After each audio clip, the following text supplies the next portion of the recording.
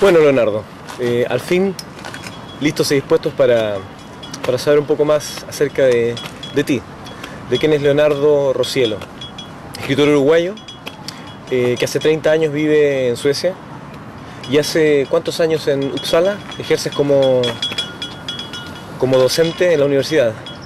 Efectivamente, sí, hace 10 años que vivo en la ciudad universitaria de Uppsala. Antes viví 20 años en Gotemburgo, es una ciudad más bien portuaria, más bien fabril y bueno, tienen características diferentes, ¿no? Así es. ¿Hace cuánto cómo surge el viaje a Suecia? ¿Cómo es que un uruguayo termina viviendo 30 años en Suecia? Bueno, hay razones políticas principalmente detrás de mi presencia acá, mi presencia en Suecia. Tú sabes que ha habido una serie de dictaduras que asolaron nuestros países americanos y entre ellas la dictadura uruguaya arrojó a mucha gente al exilio, ¿no? Y esa es una de las razones, o la razón más importante por la cual yo estoy acá viviendo en Suecia. O sea, vine huyendo de la muerte o de la cárcel, como tantos otros miles de compatriotas, ¿no? Que han sufrido las consecuencias de la dictadura en Uruguay. ¿Qué edad tenías cuando llegaste? Tenía 24, 25 años. Mirá si seré viejo que ya no me acuerdo. Pero sí, creo que 25. Yo nací en 1953 y llegué en el año 78. Antes de venir acá estuve viviendo en distintos países de América y al final la situación se hizo insoportable en Argentina cuando yo estaba en ese momento y por eso vine acá en el año 78. Pero en realidad el país, o digamos la dictadura, las circunstancias me expulsaron a principios de la década del 70, ¿no? Que fue cuando vino esa oleada negra terrible. Así que unos años después terminé viviendo acá en Suecia, que es mi segundo país, mi segunda patria.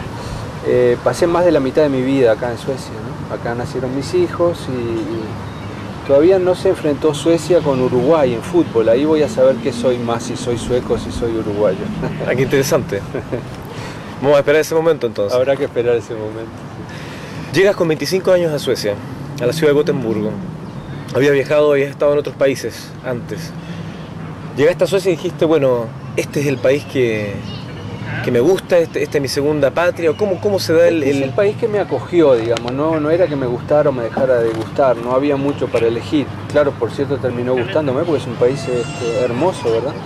Pero había que adaptarse a las circunstancias y aceptar tal como era, y había que reiniciar un proyecto de vida. Se podría decir de que a los 25 años llega a Suecia un Leonardo Rosielo político y con una gran pasión que es el mar. Y que de alguna manera es un tema que descubrimos se vuelve recurrente en tu obra literaria. Sí, es cierto, es recurrente. Aparece en muchos de mis cuentos, aparece en algunas de mis novelas. Y no sé, es un poco, puede verse desde muchos ángulos, ¿no? A lo mejor psicológicamente alguien dirá que es una metáfora, ¿no? De la libertad. Y el mar y los bramadores, como se llama a las olas y al viento, una metáfora de la vida, ¿verdad? Porque a veces tenemos viento a favor, a veces tenemos viento en contra, a veces hay tormenta, a veces hay momentos de enorme emoción, ¿no? de ver la belleza de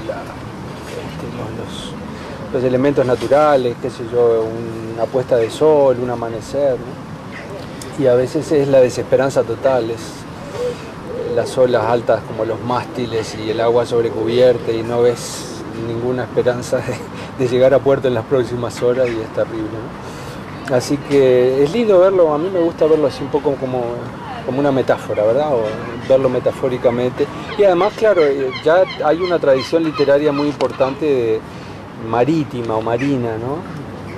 Desde la Odisea en adelante es una cuestión recurrente en la obra de muchos escritores importantes, ¿verdad? Y claro, creo que ellos han visto eso también, pero han visto también la fascinación de la aventura, del peligro, del desafío, ¿no?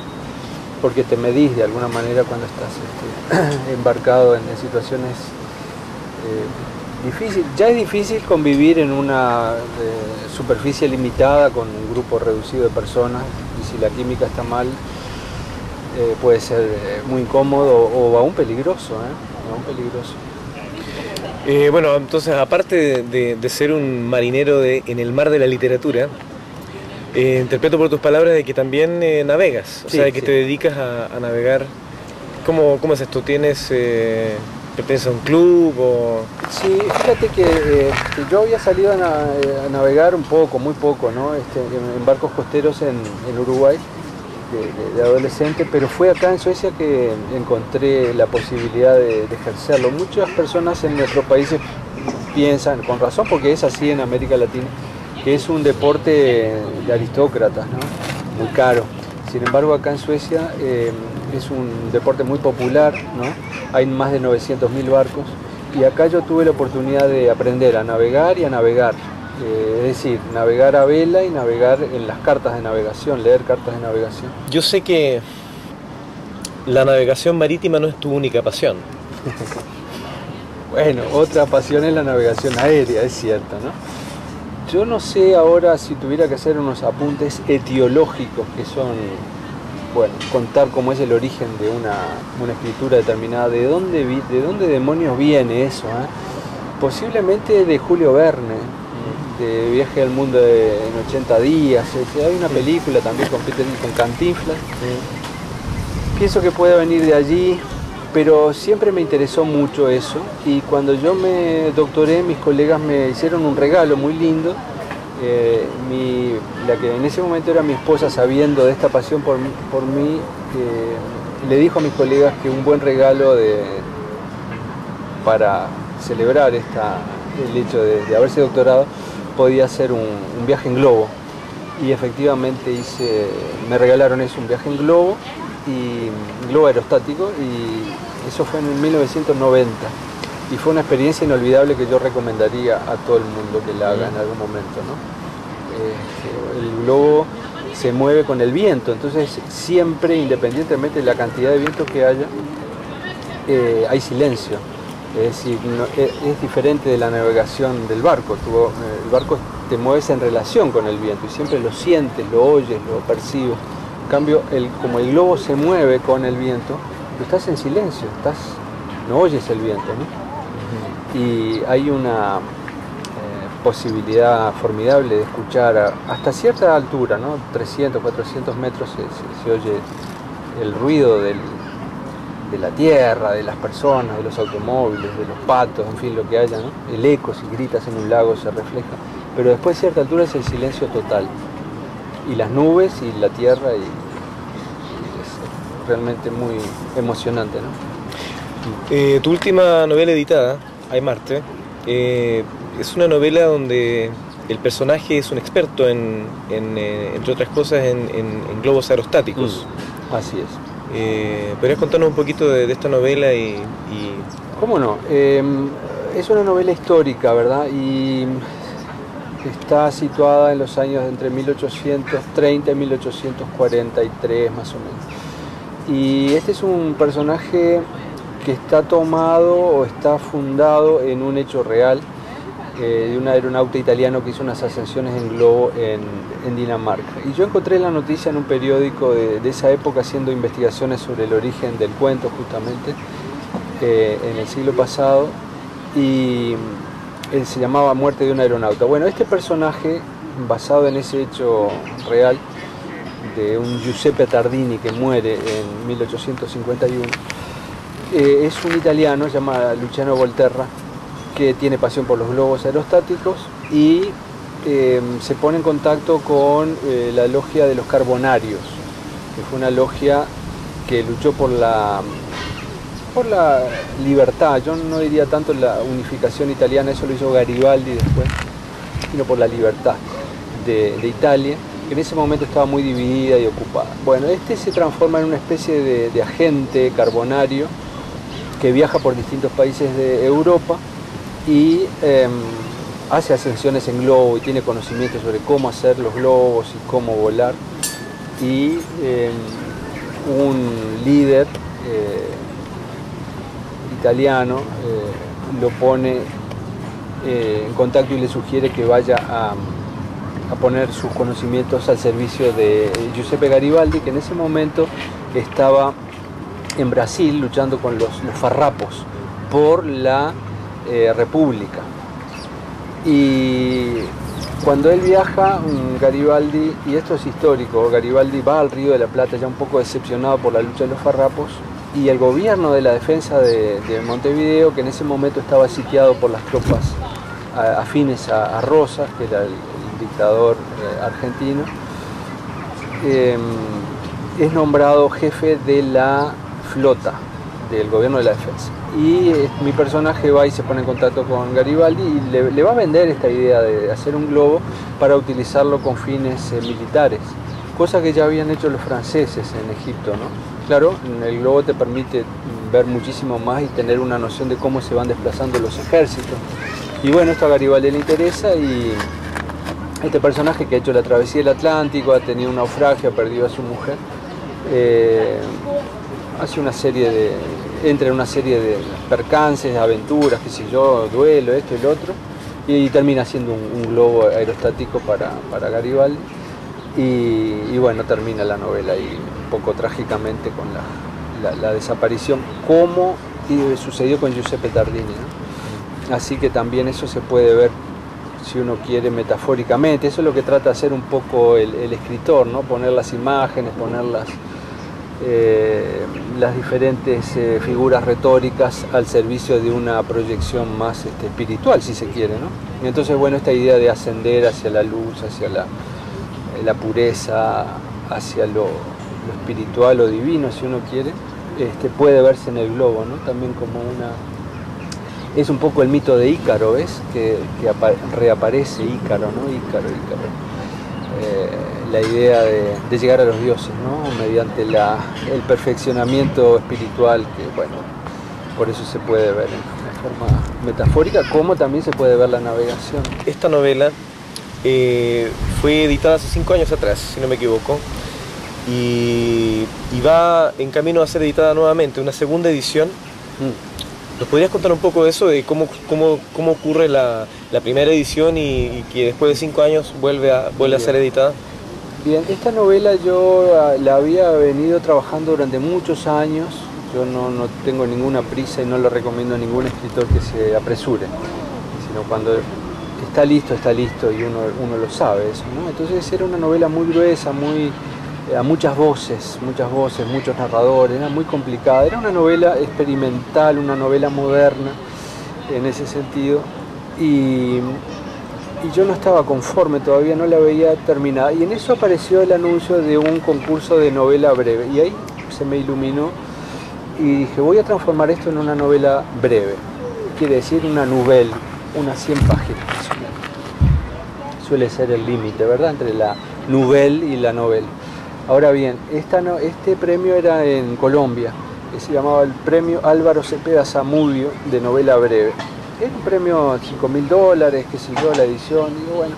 Y durante un verano febril, el verano de 2003 creo que fue, sí, verano de 2003, me encerré prácticamente y la empecé a trabajar, a cortar, a eliminar, a sintetizar, y fue el resultado de ese trabajo que dio esta novela breve, donde tiré a la basura. Yo siempre digo que un buen escritor o un escritor que se precie debería tener una gran papelera, ¿no? Tirar y tirar y tirar. Y mandé esas 100 páginas como quien compra un billete de lotería, y después me olvidé. Y en octubre, me acuerdo, me llamaron por teléfono desde Colombia para decirme que a ver si era yo el autor y que bueno, que había ganado el premio. Lo cual fue formidable, porque después ellos me invitaron a Colombia, me pagaron el viaje, me pagaron el alojamiento, estuve en la Feria del Libro de Bogotá, que es la tercera más importante de América Latina, después de la de Buenos Aires y la de Guadalajara. Pude hablar de mi obra, darme a conocer, hicieron una edición muy linda de esa obra con con un glosario náutico. Y nada, después regresé y nunca hubo una edición en mi país, Uruguay, sino hasta ahora que está saliendo la segunda edición uruguaya, que se va a publicar en Banda Oriental y que se va a... es una editorial uruguaya, editorial Banda Oriental. Banda Oriental porque mi país se llama República Oriental del Uruguay, entonces es la banda que está al oriente del río Uruguay. Bien, y nada, va a salir en el club de lectores de Banda Oriental y es importante para cualquiera que sea editado ahí porque son ediciones de muchos miles de ejemplares. ¿Es la editorial más importante de Uruguay? Es la editorial más uruguaya más importante de Uruguay, sí, la que tiene más tradición y más prestigio, ¿no? Más prestigio. Así que bien. ¿Cuándo sale esta nueva edición? Ahora a fines de agosto de 2008, en el año que estamos ahora, va a salir editada. Y después en diciembre van a hacer porque esto se va a repartir, te digo, en el club de lectores, que es gente que está suscrita a la editorial. Y en diciembre, que voy a viajar a Uruguay, va a salir una edición para librerías, para el público común y corriente, digamos. Por ahí dijiste alguna vez, el lector quiere una experiencia breve e intensa cuando lee una obra. ¿Tiene que ver con esto que estás diciendo? Tú no has escrito noveletas o novelas pequeñas, o sea, de 100 páginas y cuentos, ¿no? No te has explayado más en... Correcto, tengo una novela importante en cantidad de páginas, La Mercadera, que sí ganó premio en Uruguay también, el premio Narrativa Inédita del Ministerio de Cultura, corresponde al Premio Nacional de Literatura. Estoy bastante orgulloso de ello, pero normalmente mi obra es eso, ¿no? Son colecciones de cuentos y noveletas o novelas breves. O sea, La Mercadera es una novela más extensa. ¿Cuántas páginas tiene la 200 páginas? 200 páginas. Más o menos, ¿no? Ahora, ¿te acuerdas que yo te decía que había estado trabajando con Aymarte, que era una novela a muchas voces, que era una novela moderna? Y claro, la modernidad ya terminó en 1969, cuando el ser humano llega a la luna, cuando muere el Che Guevara, cuando empieza a haber otro cambio de episteme, se termina la modernidad y empieza la posmodernidad. Y en ese sentido cambia también el horizonte de expectativas estético de los lectores, del público consumidor, y ya no es la gran historia, sino es la petite histoire, la pequeña historia, ¿no? El pequeño drama humano, sin mayores aspiraciones, de completitud. Y en ese sentido creo que tanto el cuento como la noveleta o la nouvelle encajan bien con lo que se espera, ¿verdad? Entonces por eso yo he cultivado el género cuento, tengo 5 colecciones de cuentos, unos 50 cuentos editados, todos mis libros tienen 10 cuentos, un pequeño homenaje al Decamerone, que son 10 cuentos, ¿no? Y mi próximo libro de cuentos también va a tener 10 cuentos. Bueno, y en ese sentido es importante esto, ¿no? de la concentración, entre otras cosas porque los lectores de hoy no sé si disponen de mucho tiempo, ¿verdad? La gente vive en un ritmo afiebrado y el cuento es una pieza literaria que tiene que poder ser leída, como decía Edgar Allan Poe, de una sentada. Quiere decir, sentarse, empezar y terminarlo. Comienzo, medio y final, pum. Y después a otra cosa, ¿no? Es decir, es el viaje en metro, es el viaje en tranvía, es la lectura antes de dormirse. Quizá vivimos ritmos que imponen ese tipo para contestar finalmente a tu pregunta, de vivencias breves e intensas, acordes con el tipo de vida que tenemos, ¿no? ¿Qué pasa con Leonardo Rosiello, escritor, ahora? ¿Qué sientes que no has hecho? ¿Qué te falta por hacer? ¿Qué quisieras hacer? ¿En qué quisieras incursionar dentro de la literatura? ¿Cuál es el próximo desafío? Bueno, he escrito teatro, tengo una pieza de teatro inédita, he escrito poesía, que es un libro donde trabajé con el haiku, ¿no? y creo que es mi libro más importante para mí como nuclearmente, ¿no? Como ser humano inmerso en el mundo social, ¿no? Es decir, la poesía. Yo a veces digo que cambiaría toda mi obra por un poema inolvidable. Entonces, creo que la poesía es lo más refinado, lo más alto, lo más deseable, ¿no? De poder hacer poemas que queden en el corazón de todos los hombres. Mencionaste haiku. ¿Qué has trabajado con? ¿Qué es haiku? El haiku es una forma poética de origen japonés que tiene 17 sílabas distribuidas en 5 sílabas, 7 sílabas y 5 sílabas. Es decir, 3 versos, de los cuales el primero tiene 5, el segundo 7 y el último 5. Y tradicionalmente está relacionado con la naturaleza, cuestiones de la naturaleza, pero no necesariamente, ¿no? Y se trata de dar una especie de salto, ¿ves? Entre el primer verso puede plantear un tema, el segundo desarrollarlo y el tercero concluirlo en una imagen deslumbrante de pronto, ¿no? O por lo menos son 2 planos que dialogan, ¿no? Y es muy exigente y tiene que ver con esto que te decía yo de la concreción y de la concentración del cuento, porque meter una idea o 2 ideas en 17 sílabas es un desafío muy, muy grande y son maestros los que lo logran, ¿no? No es fácil. Ese es el haiku, ¿no? El haiku, y tiene una larga tradición poética en Japón, por cierto, pero también en la literatura en lengua española. Yo creo que ya desde el 1600 se está cada tanto cultivando el haiku. Mario Benedetti, nuestro escritor tan querido de Uruguay, tiene un libro de haikus. Tengo en mente otro libro de cuentos que se llama Luz Azul. ¿Ves? Si lo lees de atrás para adelante es igual, Luz Azul es estos juegos de palabras me gustan mucho también, ¿no? Seguir con los cuentos, me gustaría tener 10 libros de cuentos, morirme habiendo escrito 10 libros de 100 claro, cuentos. 100 cuentos, ese es mi modesta legado a la humanidad. a la humanidad. Y algunas otras novelas que tengo pensado, ¿no? Seguir con teatro, eso es un poco lo que me gustaría seguir haciendo, ¿no? Yo creo que la literatura es una vocación que tengo desde pequeño. Yo vengo de una familia de clase media, mi madre trabajó con literatura, mi padre fue periodista también, y lo llevo muy en la sangre eso, ¿no? Y creo que mientras Alzheimer no venga voy a seguir escribiendo.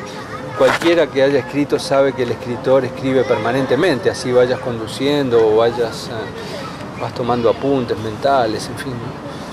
Así que proyecto es un proyecto de vida en realidad, ¿no? Pero para responder a tu pregunta, eso, un libro de poemas que sea memorable. Bueno, finalmente quiero mandar un saludo a todos los internautas que están mirando esta página, este sitio, y agradecerles por la atención prestada. Muchas gracias.